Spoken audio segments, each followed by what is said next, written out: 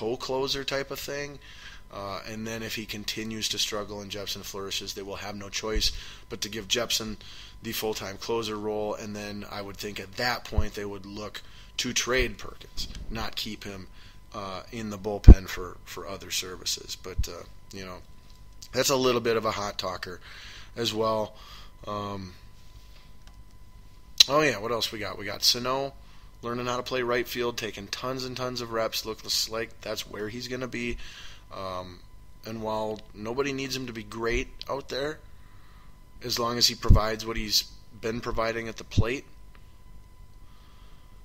we just need him to be serviceable. That being said, I'm the second we're, a month or two into the season here, and he's running down a fly ball, and he hits the wall and messes up his wrist or his elbow or his shoulder, or he's trying to shag down a fly ball in the air and pulls his hamstring or his quad, or something like that.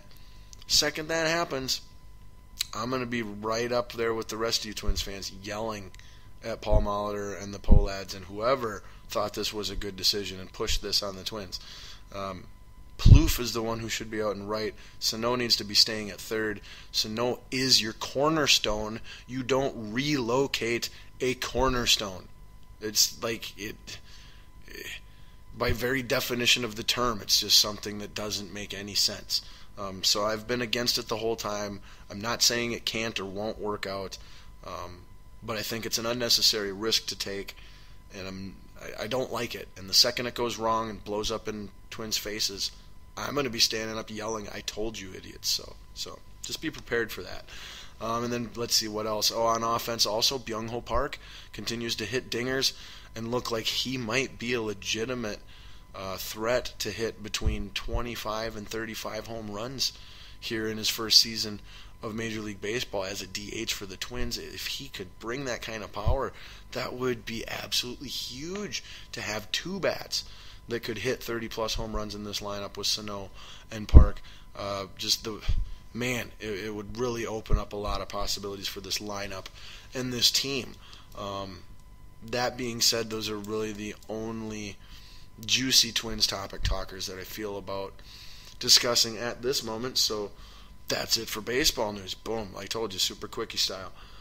So we got a little bit of football news, I should say, yet a little bit of wrestling news, and we close with our Balls Deep Thought of the Day. That's all we got. Yeah, we might do this in the time frame I threw out there. Holy guacamole.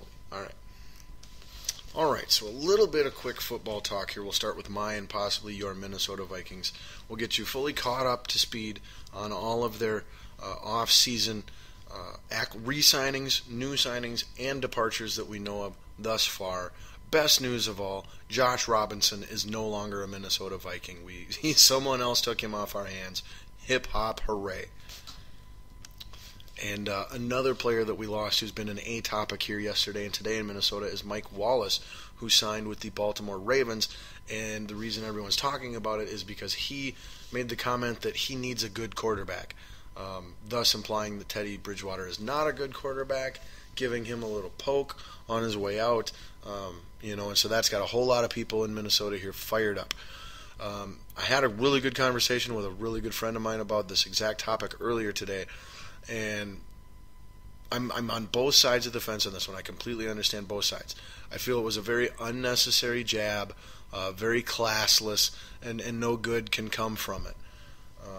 And it speaks to past character issues that we had thought Mike Wallace had put in the past following this season with Minnesota. That being said, that leads into why I understand why Mike Wallace feels burned, okay? This guy's got a reputation of being a me guy, complaining when his team wins, but his numbers aren't there. Not necessarily wanting to do the little things like, run blocking and running all your routes fully and things like that.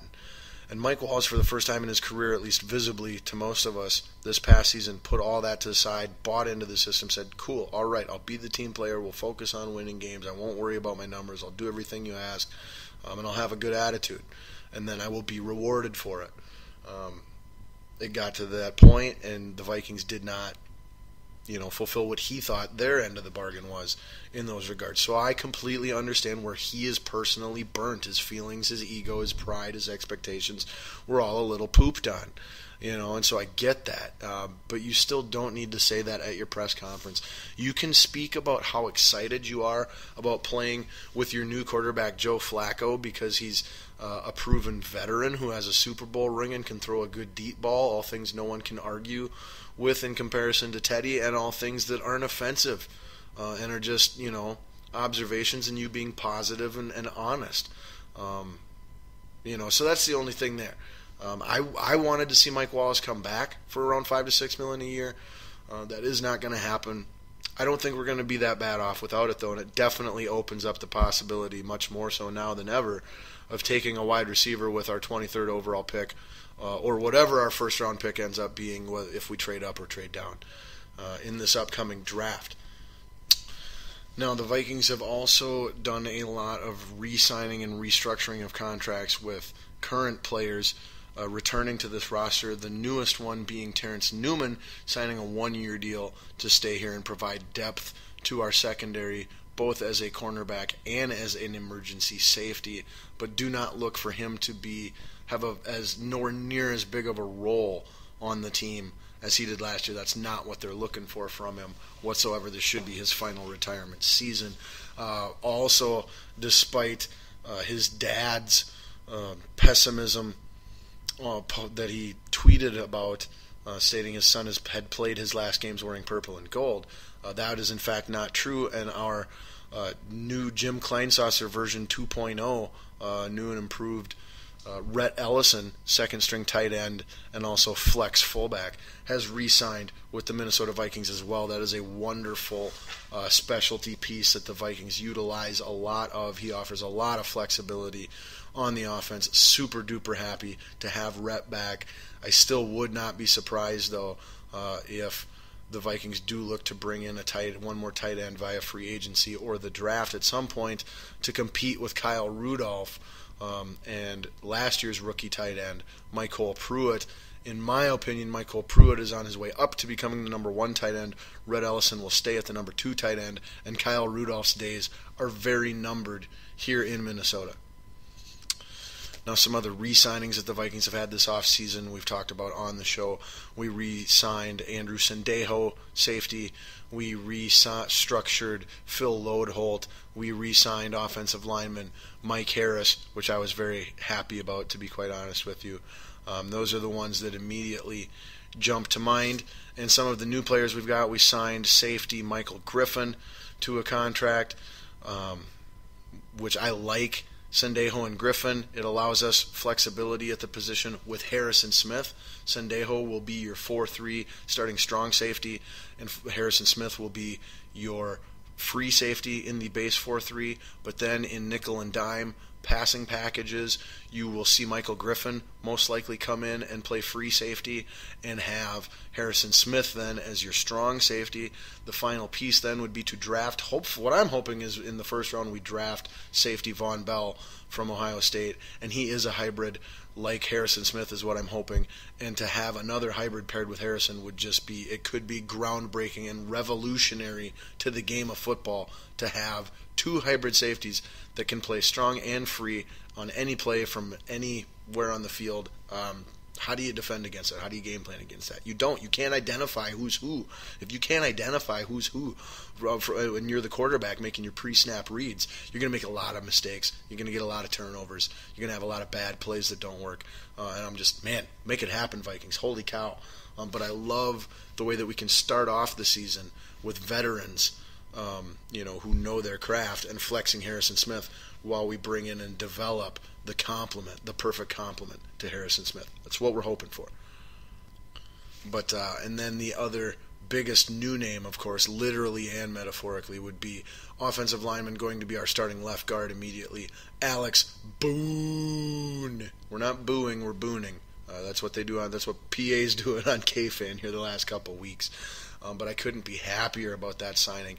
And there is one final free agent, big-name offensive lineman that we are going after. He's been here for a visit. He left town without a contract, said it was 50-50 between the Vikings and the Arizona Cardinals. I am speaking of former Cincinnati Bengals right tackle, former 6th overall draft pick of not too long ago, Andre Smith. Now, I am really hoping we can bring him in. And I don't mind Phil Lodeholt, and I really don't mind TJ Clemmings.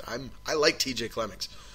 But what I would like for TJ Clemmings is I would like TJ Clemmings to get the fair shot to start at right guard this next season that he was initially scheduled to get last year in his rookie year before being forced to start at right tackle due to the Phil Lodeholt injury. Prior to the Phil Lodeholt injury, TJ Clemmings was number 1 on our opportunity to win the starting right guard job on the offensive line last year, but he never got the chance because of Lodeholt's injury. So I would like to see him get that fair shot. And I like Mike Harris as the primary backup along with Berger if Sullivan ends up starting. But if Sullivan starts, then Berger's in that right guard debate too, along with Clemmings and Mike Harris and Brandon Fusco. Me personally, I think Brandon Fusco has to go. It's too many offensive linemen, and he's really pigeonholed now as all he can play is right guard, and we need guys with flexibility. Clemmings can play multiple positions, guard and tackle. Harris can play multiple positions. Berger can play multiple positions. We can't have a Fusco eating up that kind of salary cap money that he's due to be a backup or starting right guard, and that's it. Like, I don't care if he's been good at right guard in the past. We watched him play left guard last year, and he was worthless. And he's had plenty of injury and durability-related issues throughout his entire career. So when you're unreliable both from a health standpoint and from a performance standpoint, and you're getting paid a bunch of money, none of it adds up to me. So I think Fusco is on his way out. I also think Lodeholt is on his way out. Assuming we sign Andre Smith. If we do not sign Andre Smith, Lodeholt will stay and will battle for the right tackle spot with TJ Clemmings and Mike Harris. But if we sign Andre Smith, Lodeholt is gone, and that was one of the beauties I pointed out right away of why we restructured his contract in the first place. He was unmovable to another team via trade with his old contract. With his current contract, now he becomes a movable asset. So like I said, we're really hoping that Andre Smith decides to come here and be our starting right tackle, and holy cow, then we have fixed our 2 big problems, or weaknesses I should say, from last year on the offensive line, being left guard and right tackle. And we should, if we get Andre Smith in here, even if we don't get Andre Smith, we could. But if we do get Andre Smith, we are almost certainly, without question, a top 10 offensive line, maybe even one of the top 5 offensive lines in the entire National Football League. So keep your fingers and toes and whatever else you can crossed that Andre Smith decides to become the next Minnesota Viking. And in other football news, there have been some other players that have signed with some other teams. If you give a rip, look it up on your own time. I'm trying to finish the show and we're running out of time. So maybe next week we'll get to some more big name free agent signings around the league. But that is all for this week. So let's get to our final general topic here, and then we'll close out with our Balls Deep Thought of the Day. Our final general topic is the world of pro wrestling. As you know, I am a huge fan of both WWE and especially Lucha Underground. Lucha. Tonight, Wednesday night, it's Lucha Underground night on the El Rey Network every week. This week, we saw Phoenix cash in his Gift of the Gods title opportunity to take on Mil Muertes in the main event. And I'll be danged if Mil Muertes didn't lose. Phoenix is now your new Lucha Underground champion, becoming the 3rd person ever to hold that title following Mil Muertes and the year-long Season 1 champion of Prince Puma. And also, it was, to start off the night, it was a bad night for Katrina and her Disciples of Death and Mil Muertes, as her Disciples of Death Trios champions lost those belts to the former Trios, to the Trios team they won the belts from at the end of Season 1 at Ultima Lucha, and that is Angelico, Ivelisse, and Son of Havoc. So they are your new Trios champions again. Fantastic episode, as always, of Lucha Underground this week. And I believe it is next week already coming up. Lucha Underground Aztec Warfare, which is basically their version of a pay-per-view. Their final episode of the year is their WrestleMania of their season. But they do have a few, other pay-per-view type shows, events scheduled throughout